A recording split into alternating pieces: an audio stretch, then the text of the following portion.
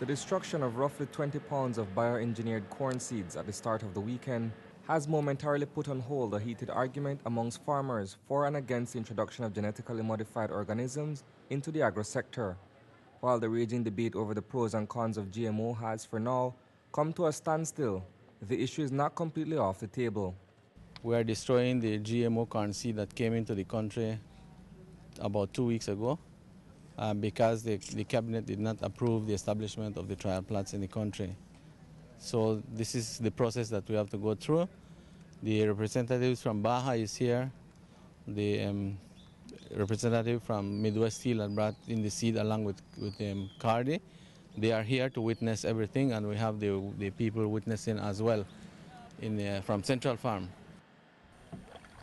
To further understand the potential impact corn hybrid could have on local agriculture, I journeyed to Santa Ana, a Mayan community cradle in the Toledo district. There I joined Ligoria Koi before paddling downstream along the lazily snaking Moho River. A few hundred yards away from its steep embankment, and we're standing before a rice paddy adjacent to a half-acre cornfield. It is one of several plots being farmed by Koi's family. Everything grown here is organic. It is good that we are here in this field. You can see the way how we do our substances farm here in Toledo. We doesn't only plant corn, but we also plant rice, beans, and etc. like grown foods. And whenever if this Monsanto seed, the GMO corn, will be used here in Toledo, it will not only affect corn, but also we believe that it will affect rice. The crop's resistance to herbicides and, in some cases, their ability to produce insect repellent proteins, Coy argues, can also affect the ecosystem. He, like other opponents of genetically modified maize, believes that the addition of GMO technology to the commercial cultivation of food crops will alter their age-old farming technique. It's a threat for us as the Mayan people, because traditionally we doesn't plant different types of corn. We have our traditional corn that we have earned from our great ancestors. And we don't change seed every year. We don't buy seeds.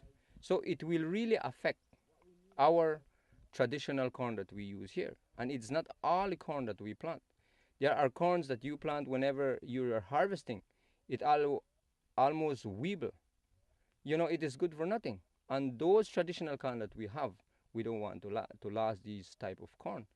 On the other hand, insects such as the European corn borer, which destroys crops by burrowing into corn stems, have long been a nuisance.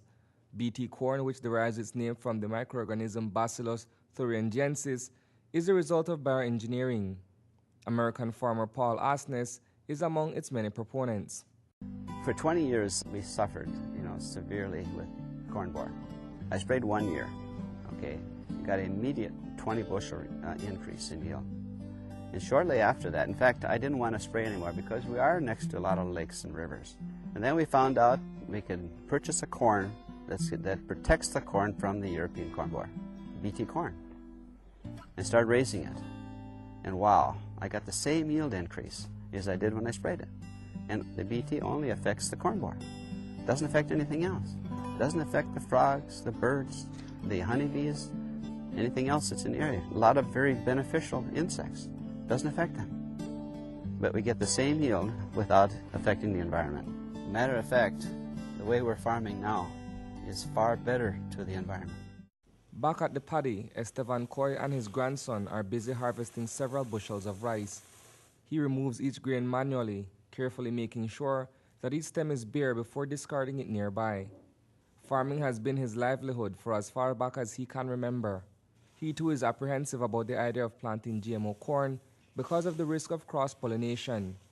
How do you stand to be affected if the government would decide that it would introduce genetically modified corn into the agriculture industry? Well, I can't say because I never been here in that farm since. I never hear from since when I start to do farming. Up to now, I hear that about the corn is coming up to different things, I don't know what, but to me, I no like to cut off my culture because I live with my own corn, rice, beans, and whatever. So I no want nothing to stop we because we love we corn and that's the way we live for. Admittedly, Prime Minister Barrow himself, in a recent interview on the issue of GMOs, said that he knew little of the subject, but that a task force had been organized to study the potential environmental hazards and make necessary recommendations to government. I certainly don't know enough. That is why a committee was appointed, a biosafety committee comprised of the experts. They will have to make their recommendations to government, and then we will look at what they have to say, what the evidence is in support of whatever position they're recommending, and take a decision. Until that time, there will be no experimental plots utilizing the GMO corn seeds.